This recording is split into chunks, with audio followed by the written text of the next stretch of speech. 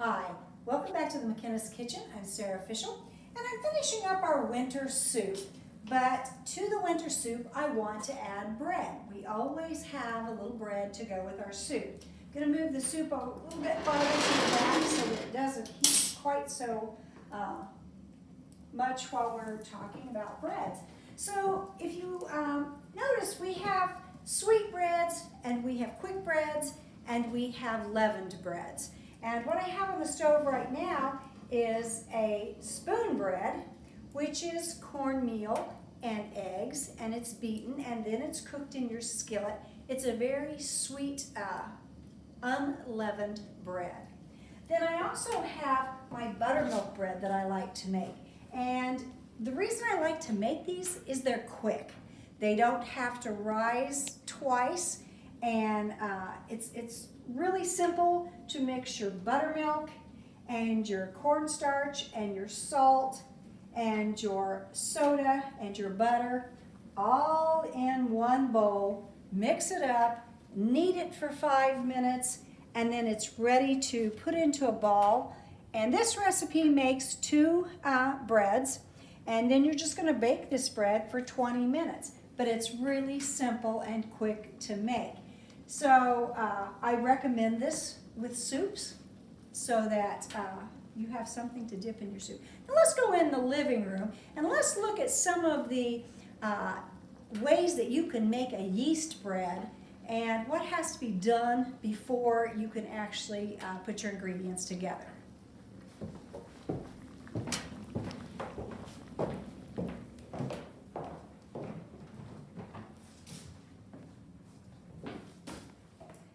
Now there's several different leavening agents that you can set. Most of those leavening agents have to be set for about 5 days before you can actually make a yeast bread out of them.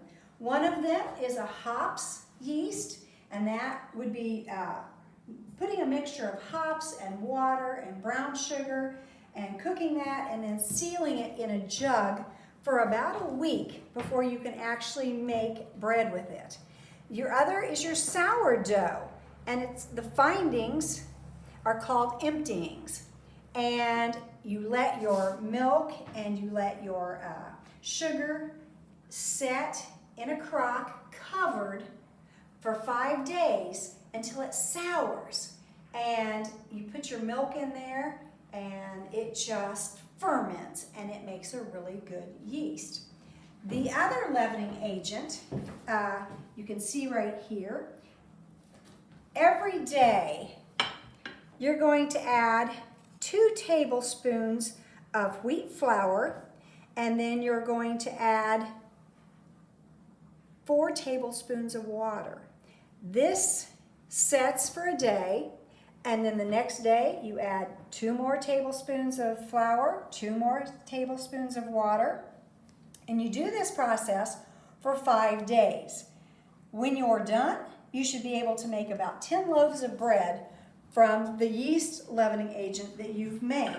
This stays covered, and each day when you uncover it, you'll find it all bubbly and growing in your crock. One of my favorite breads is an herb skillet bread. This is pretty simple to make.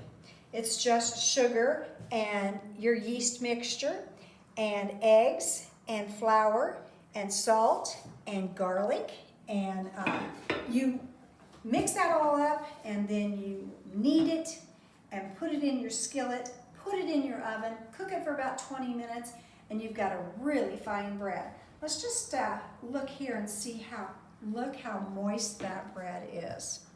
And it smells great too. Then we also have a salt bread here, and the salt bread's made from kind of a sponge, and it's a stiffer, harder bread. Really great to actually put into your soup and let soak up the soup, or even if you're out on the trail and you want a little bit of a nourishing bread that stays really solid and doesn't fall apart on you, this salt bread is a great bread for that. So I hope you will try making your own either quick bread or leavened bread and enjoy it with some winter soup.